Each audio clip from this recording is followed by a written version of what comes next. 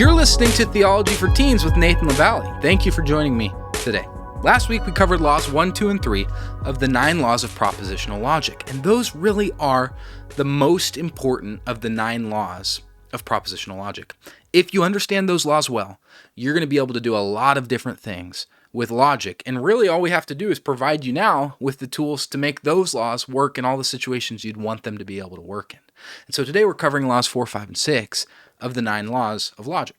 These laws are intuitive and simple, and as I was presenting them to the students in my youth ministry yesterday, I realized that one of the difficulties of grasping these laws is that they're almost too simple. And so I want you to keep that in mind as we go through the content that we're going to be exploring today. Some of this is going to be like, duh, that makes perfect sense. And if it does make perfect sense, you're not missing something, okay? These ones are easier than laws 1, 2, and 3. For that reason, before we jump into these, let's review laws 1, 2, and 3. And I have a new example to show you this week. And it goes like this. I'll show you my example, and then I'll show you how you should use this example. For law number 1, the first premise is, if I'm in Baton Rouge, then I'm in Louisiana. Premise 2 is, I am in Baton Rouge. And from that, we can conclude that I am in Louisiana. This is law 1. If A, then B. That's premise 1. For premise 2, I assert A. And from that, we can conclude B. If premise 1 is true and premise 2 is true, then the conclusion is true. This is law 1. Now, this example is powerful because it is intuitive, and it makes these laws really click for students. When I brought this example in, it was like, oh, I'm getting it. Like, this is making a ton of sense. So for you, you need to pick the state that you live in. If you're in the U.S., if you're in another country, you need to do this with city and country and continent. If you're in the U.S., it might be city, state, country, and then you could go further to continent and world, and then you could do galaxy and all. We live in a small place that's in a slightly bigger place, that's part of a slightly bigger place and a slightly bigger place. And so this is the example that's really, really powerful. Now, attached to law number 1 is what we're calling the front side fallacy. And that's where instead of asserting A, you assert not A as premise 2. And from that, you try to conclude not B. So this would look like this. If I'm in Baton Rouge, then I'm in Louisiana. Well, I'm not in Baton Rouge. Therefore, I'm not in Louisiana. Well, with this example, it makes total sense. That doesn't work. But when people are moving at the speed of light with arguments and they're asserting things and throwing left, right, it can be really easy for these things to sneak past us. And so being able to break down an argument with symbols, these arrows and letters and premise 1 and 2, it's so, so important. It takes time to learn how to do this well, though. Don't forget that. Law number 2, we're going to use the same example. It goes like this. Premise 1, if I'm in Baton Rouge, then I'm in Louisiana. I'm not in Louisiana. Therefore, I'm not in Baton Rouge. So this goes like this. If A, then B, not B, therefore, not A. And this is logically valid. This is law number 2. Now, to this law, we have attached the backside fallacy. This is what we're calling this. And that is the opposite of the front side fallacy. We do the wrong thing with the back part of our first if-then statement. So we go, if A, then B. Well, B. Therefore, A. But this doesn't work, and it's evident. It's apparent with this example and this geographical spin we're doing. So it'd go like this. If I'm in Baton Rouge, then I'm in Louisiana, and I'm in Louisiana. Therefore, I'm in Baton Rouge. Does that work? No, that doesn't work, but this can zip past us. Finally, law 3. We have this law, you might, with slang, call it the chain law. We're going to have the chain fallacy attached to this, and this adds another bigger area. And so here I'm going to go, if I'm in Baton Rouge, then I'm in Louisiana. Well, if I'm in Louisiana, then I'm in the United States of America. So what I can conclude from that is if I'm in Baton Rouge, then I'm in the United States of America. This is law 3. We go from A to B, from B to C, and that makes us know that if A, then C. Now, again, the front side and back side fallacy can play in a chain as well. Recall that the front side fallacy is trying to assert not A to get to not B. And it would be just the same, but trying to get to not C now. So this would look like this. If I'm in Baton Rouge, then I'm in Louisiana. If I'm in Louisiana, then I'm in the USA. Well, I'm not in Baton Rouge. Therefore, I'm not in the USA. Again, it makes no sense. That's why this example is so powerful. It really highlights and illuminates the flaw in the fallacy here that's taking place. The backside fallacy, I'm going to remind you one more time. Instead of asserting the negative of the back part of our if-then statement, we're going to assert the positive of it. So we're going to say C.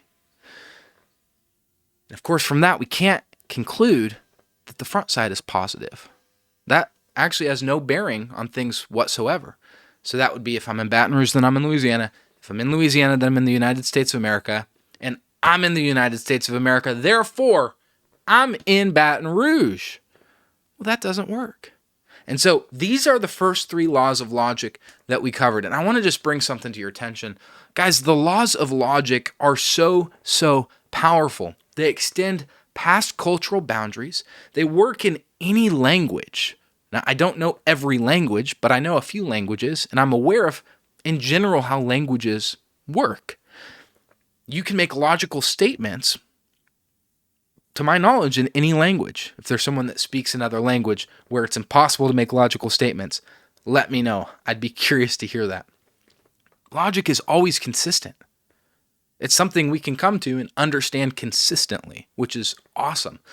And it helps us in forming good conclusions and in planning our actions. So if a certain action is going to result in a certain conclusion, logically speaking, those premises are valid, then I can take good actions to get good conclusions. Logic is so powerful. It is so important. And today what I want to show you, before we actually get into laws 4, 5, and 6, is an example where Jesus used logic. Now, here, Jesus is implementing the concept from laws 4, 5, and 6. And so we're going to be exploring John 14, 23 through 24. And I want to encourage you, paper Bibles are so great. If you have a paper Bible, open it up.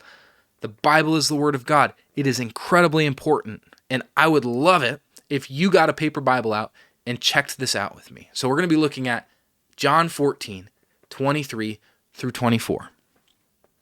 It says this, Jesus replied, "If anyone loves me, he will keep my word, and my Father will love him, and we will come to him and make our home with him. Whoever does not love me, does not keep my words. The word that you hear is not my own, but it is from the Father who sent me." Here, Jesus is implementing logic. He's implementing the laws that we've actually been learning, and he's introducing this new concept, and I've highlighted the concept on the screen. The concept is and. He's introduced the concept of and. Now, Jesus isn't trying to teach us about logic here. We'd be reading something into the text if we were to assert that as the case. But Jesus is utilizing logic here, and logic certainly had been developed by the time Jesus walked the face of the earth. And obviously, Jesus, being the Word at the beginning, the Creator, actually knows about logic. Let me break apart this verse so that you can clearly see this with logic. So I'm going to make this clear. John 14, verse 23. I've kind of restated this in a way. I've dug into the Greek a little bit here. There's some interesting things going on in the Greek, and there's some reasons for why I've actually phrased this up this way. And I've phrased it up as two separate premises, even though that isn't quite how it seems in the English. And in the English, people like to throw a period in a spot where a new idea kind of begins, but that actually in Greek begins with the conjunction and as well. In English, we don't like to start word or sentences with the word and. So I'm kind of working from that, just so you're aware. So if anyone loves me, then he will keep my word. An if-then statement. And then the second idea is, if anyone loves me and keeps my word, then my Father will love him, and we will come to him and make our home with him. So here we've introduced, it's not just if A then B, it actually would be if A and B, then C and D and E. We've introduced the concept of and. Check out this next verse, verse 24. If someone does not love me, then they do not keep my words. Now, I want to point something out because this is fascinating. We know from having studied the first three laws of logic that if you have this premise, if A then B, you can't say from that, if B then A.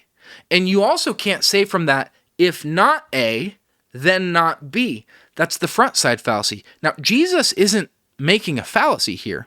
He's asserting that in this case, if A then B is true, but also if not A, then not B is true. So he's actually introducing this new concept and idea. If someone does not love me, then they do not keep my words. And if someone does not keep my words, then they are not keeping the Father's words.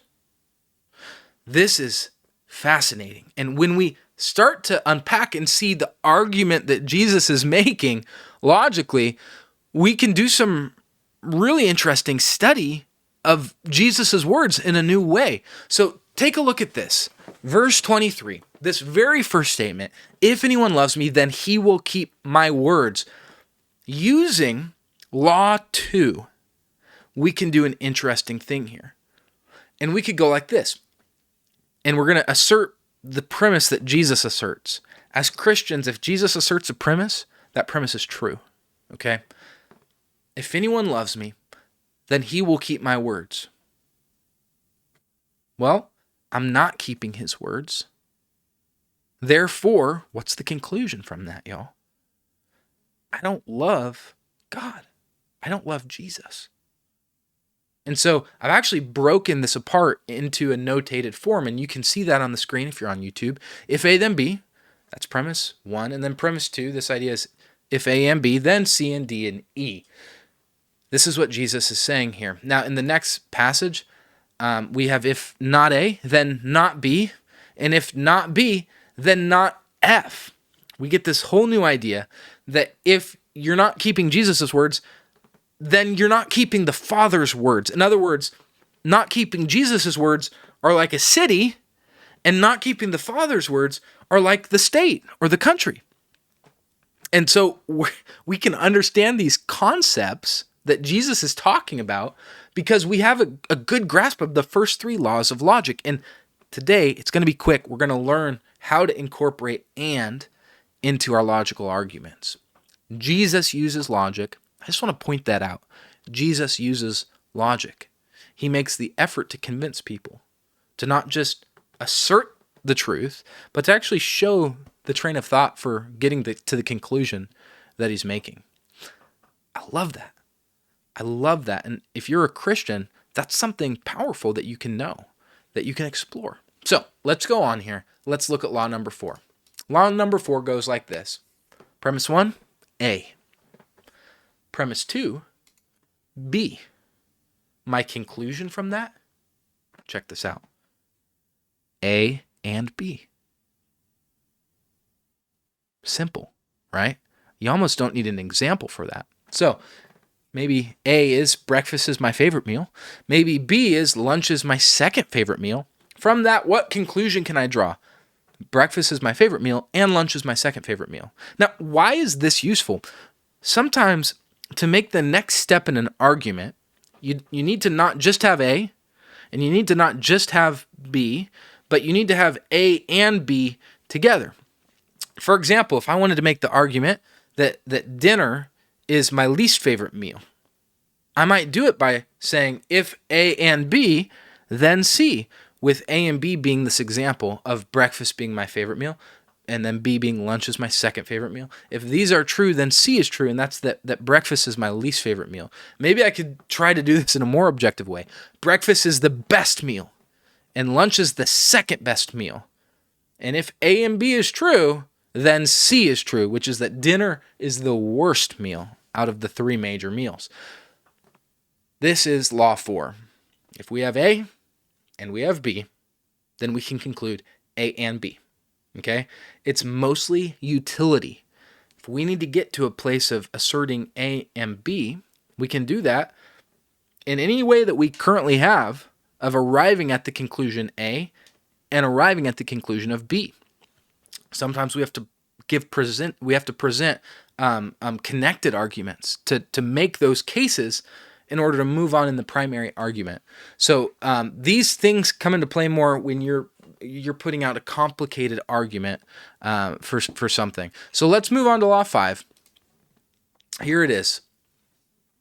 Premise 1, A and B. Conclusion, A. You can also conclude B. So this goes like this. My brother is hitting me and my brother is laughing at me. There I have two concepts, A and B. Both are happening. I've asserted that. I don't know if you have a sibling, if this has ever been the case. If you have had a brother that has been hitting you and has been laughing at you. And maybe you say this to your parent. Mom, my brother is hitting me and my brother is laughing at me. And you yell this out.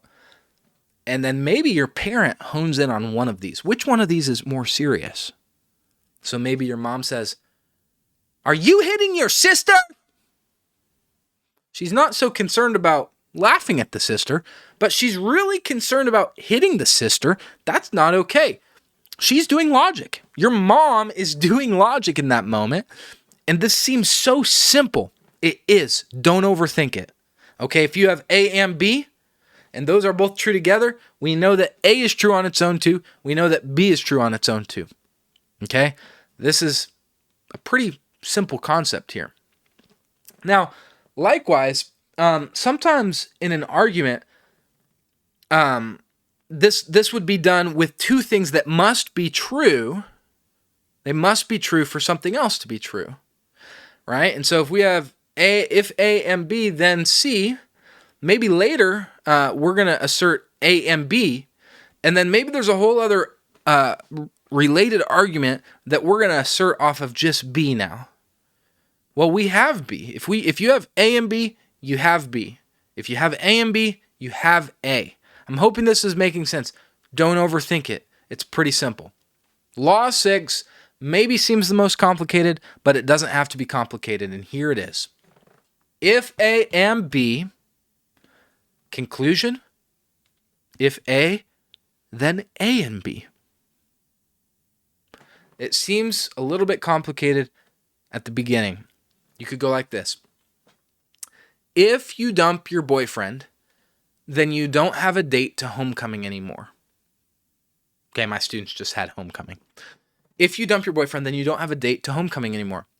We can conclude from just that if-then statement that if you dump your boyfriend, then you dumped your boyfriend and you don't have a date to homecoming anymore. Now, again, why is this useful? It's useful because maybe the cute guy at school is going to come up to you. Let's call him Tony. He's going to come up to you and he's going to say, or maybe it's the cute girl at school, for whoever's out there. They're going to say to you, hey, I'll go to homecoming with you. Only if. Okay, there's that word from last podcast too. I'll go to homecoming with you only if you dump your boyfriend and you don't have a date to homecoming anymore. And if you're smart, you're going to say, hold on. Are you saying that if I dump my boyfriend and I don't have a date to homecoming anymore, then you'll go to homecoming with me?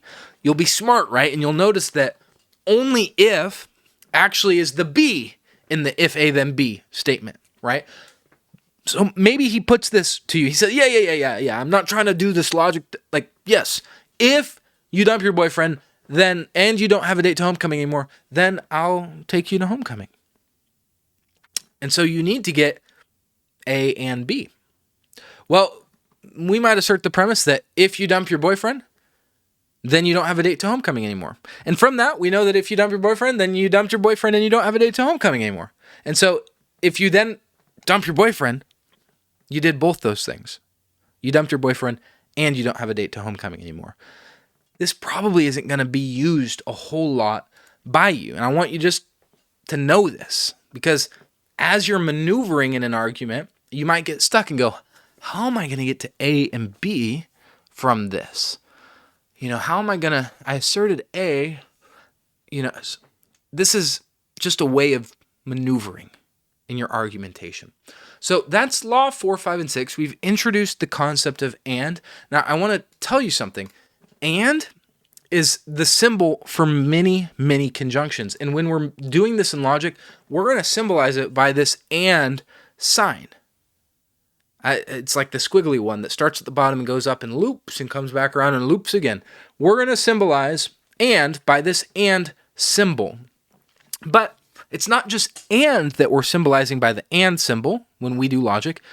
Any conjunction can operate as this logical concept, but can operate in this way, although can operate in this way, whereas can operate in this way, even though you could Google a list of conjunctions and there is a way to use that conjunction where you're doing logically A and B. Okay? That's something important to be aware of. And it's why I'm pretty confident that every language logic works in it. Because languages, I think, always have conjunctions. Even if they're just pauses, they have ways of joining concepts together. So that's that. Let me give you an example of this, okay? Here's but. I don't like broccoli, but I do like strawberries. Nice. We have two statements here, right? We have A and B. Maybe you'd want to symbolize this by saying not A, because I don't like broccoli, and B, I do like strawberries. That might be wise to anytime you have a negated statement or a negative statement. I don't, not, won't, those kinds of things. Maybe you do a negative there. So maybe it's not A and B. You notice how but is just a way of joining two statements. Now, in the English language, we know that but is doing a little bit more work than just joining two statements, but logically, all that's happening is two statements are being asserted. This isn't an if-then statement, but is the and symbol in logic. We have not A and B. Here's another example. I believe in Jesus, even though I don't believe in the Bible. Have you heard someone say this? I've heard people say this. This is common, y'all. And it kind of sounds like they're making an argument. They're not. They are just asserting two ideas, A and B. That's important, guys. Conjunctions just link together different ideas. Oftentimes they're related, but absolutely no work has been done by this individual to explain this.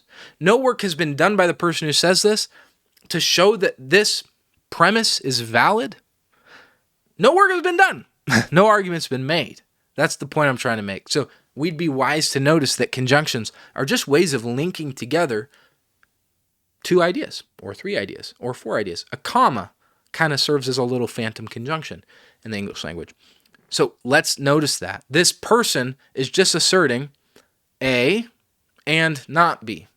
A being their belief in Jesus, not B being that they don't believe in the Bible. We also probably would be wise to unpack the words here if we wanted to have a meaningful conversation with this person. What does believing in Jesus mean? Okay, how do you know what Jesus did? Well, okay, how do you know that's true? I'm slow at this. I want to know, what do you think about this? They say they don't believe in the Bible. What does that mean? What does it mean to not believe in the Bible? Can you explain that to me? Asking questions is going to be your ticket into getting people to start picking apart their own beliefs without you even kind of digging into it. Here's another one. I like playing guitar, whereas I love playing piano. What's happening here? A and B. Now, we know that whereas is linking these together in a way. It's almost asserting a kind of unrelated idea, which is that I like playing piano more than playing guitar. That's the idea that's kind of hidden in there. We could tease that out, but kind of fundamentally, this is just A and B. Final example, we've linked together a little bit more here. Christians are terrible and hateful, although Jesus being all about love and peace is awesome. I've heard many students communicate this kind of idea. I've heard lots of adults communicate this kind of idea. Christians are just the scum of the earth, and they are really hateful. Although Jesus being all about love and peace is awesome, what's this person doing? They're saying A and B and C. That's what they're doing. Maybe you could break C apart into two different things. But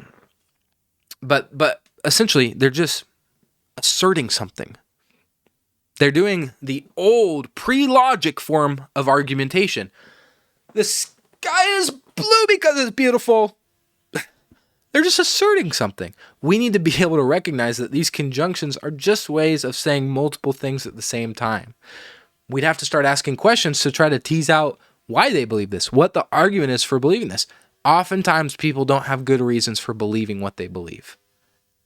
Maybe that's the quote of this episode. Oftentimes, people don't have good reasons for believing what they believe.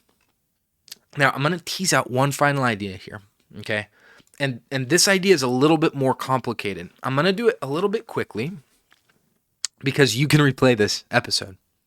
What do we do when we have an and then we apply laws 1 or 2 or 3? This is a great question. And it's something that if you don't think about, you can kind of miss. So check this out. Remember that law 2, we're doing this.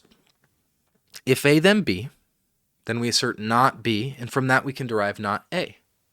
But I want you to think about this a little bit differently. Okay, I'll put law 2 up on the screen. What if we had if A and B, then C? Okay, so far so good. We know that if A and B are true, then C is true. I'll give you an example of this in a moment. But what if then we go, well, not C? What does that mean for A and B? Think about that. Write your answer in the comments below before I go on to explain this and show you this. And I struggled a little bit to explain this because I start kind of saying the same word over and over in my sentences. So I'm going to try to say this a couple different ways. What happens when we apply law 2, or even if we apply law 1 in a different example, and we know something about an if or a then part of a statement, and that if or that then contained multiple different ideas linked with an and symbol. So in this example, it was A and B, if A and B, then C. We assert not C. Here's what we know now.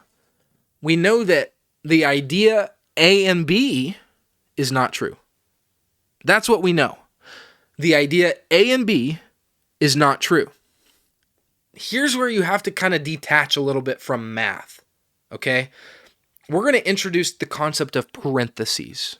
This can be a helpful way of understanding this. So the conclusion we derive, go ahead and in your mind put A and B in parentheses, and in front of that put the negator. In front of that you have that negative sign. So what we know is not true is A and B. A and B is not true.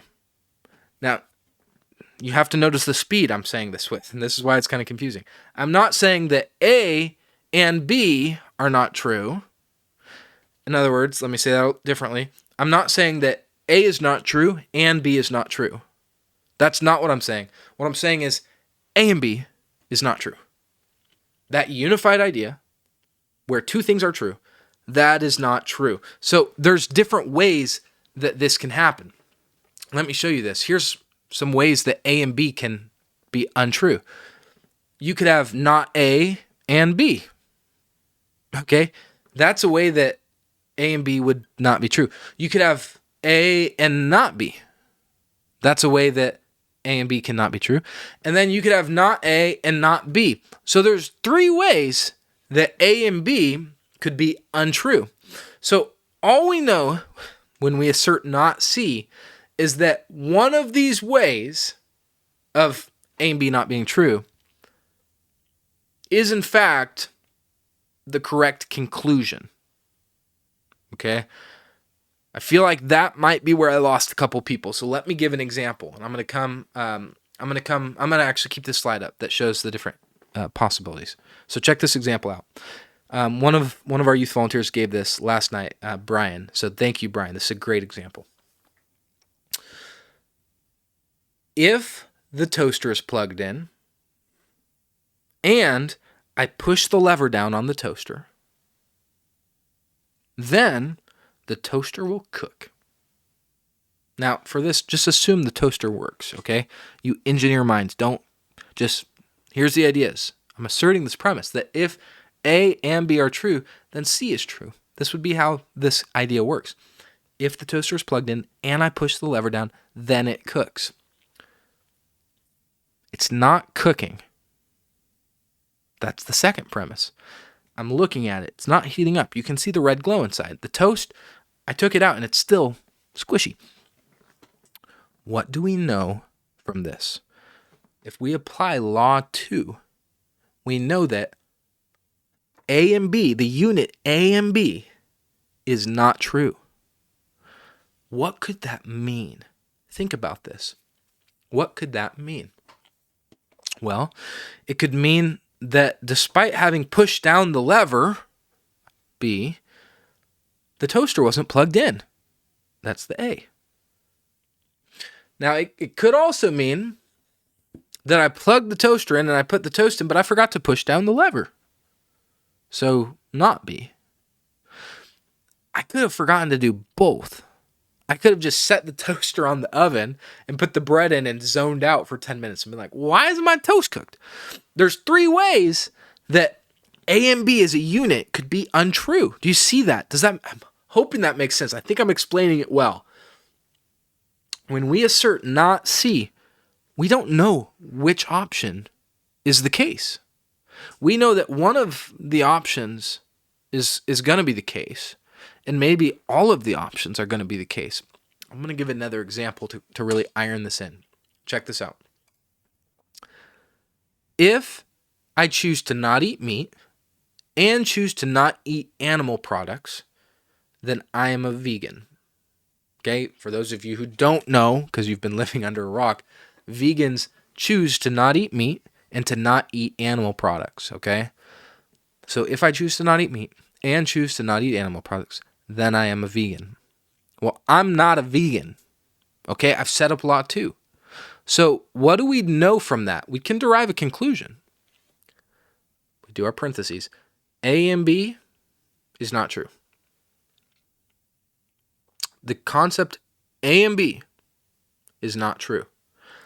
So what could that mean? Well, maybe I don't eat meat, but I do eat animal products. That's called a vegetarian. That's not a vegan. That would satisfy our intuitive understanding of this. Well, also, it could be the other way, where I eat meat, but I don't eat animal products. Maybe I'm on the carnivore diet, right? And I'm fighting an autoimmune disease. And by just eating meat, I can find relief from all kinds of different autoimmune issues. So I'm not eating milk. Maybe I'm lactose intolerant. Right? There's different scenarios for this. Or you could be like me and you eat meat and you eat animal product and you love it and you're never going to change. I'm never going to stop. Right? So there's 3 ways that not being vegan can play out. So if I assert that I'm not a vegan, you don't actually know what I am. You know that I'm one of several things. You know that I'm one of those options of not being A and B. Okay? So this is the idea. We could do it the other way too. If we went if A, then B and C. Right? Then we could say A, and the conclusion would be B and C. Of course, that one's a little bit easier because we're not negating something that has multiple elements to it. So this is and. We've introduced this important concept here. I'm going to go ahead and throw up some, well, not throw up. I'm going to go ahead and actually put up some questions on the screen for you to take a look through. Let me get this on the screen before I show you because I don't want to spoil anything. Let's see here. Yeah, laws 4, 5, and 6. So we've done it. Here it is. I'm putting this on the screen, and I'll read through it one time. I would love for in the comments of this, or even just on a piece of paper, if you're in the car, don't do this while you're driving. You can think through it while you're driving, but don't write on a piece of paper. You're going to go ahead and try to notate out some logical forms here. So let's make sure I don't reveal the answers. Okay. Example 1. I'm going to state these. I'll say the number before I say the premise, okay?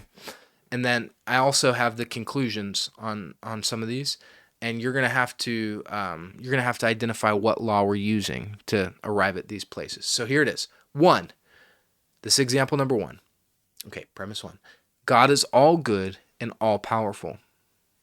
2. If God can't make us follow him, then he is not all powerful.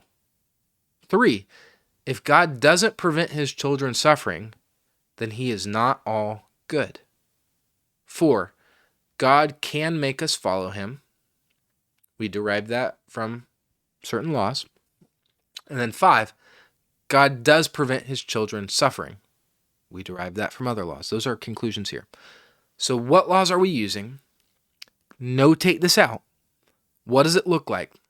This is great practice. Guys, you have to do this. Don't skip this step. I'm serious. It's like, I get the concepts, but it's actually when you notate it that you learn how to do this. You have to learn how to do this. Here's example 2. Premise 1. If feet are gross, then dirty socks are gross. 2. If feet and dirty socks are gross, then worn flipflops and worn tennis shoes are gross. And then here we have some conclusions. If feet are gross, then feet are gross and dirty socks are gross. We derive that from a certain law. And finally, if feet are gross, then worn tennis shoes are gross. That's a couple laws. What laws are we using here? Also, I'd love to know, do you think that this argument is not just valid, but is it sound? Are the premises true? I'd love to know your take on feet and dirty socks in the comments below. Finally, this one's difficult, and there's a different way that you're going to do it. So what I want to know is, what are the possible options? What are the possible things that can be true with the information I'm about to give you? Premise 1.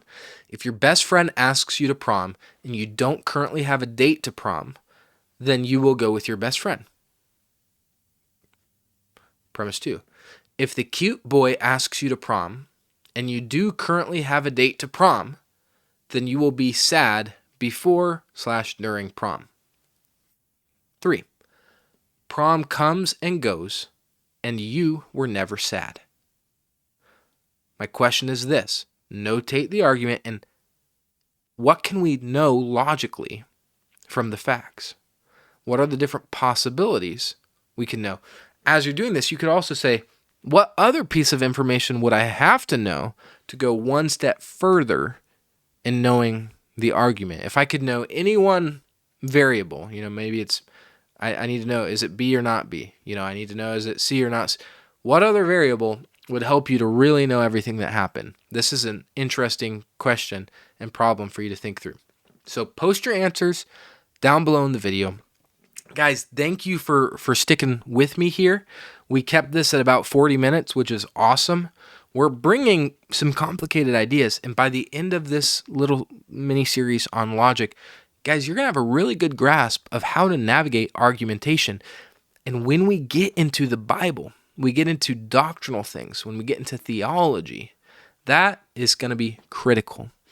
And my plan is that I'm going to present arguments for all of the major Christian doctrines. I'm going to present arguments for all of the different things that we as Christians believe are wrong to do. I'm going to present arguments for what I think are the most valid and sound positions that you can have on secondary issues. So things, that aren't a matter of salvation, but are a matter to how you order a church or how we interact with each other as believers. And you'll be able to evaluate my premises.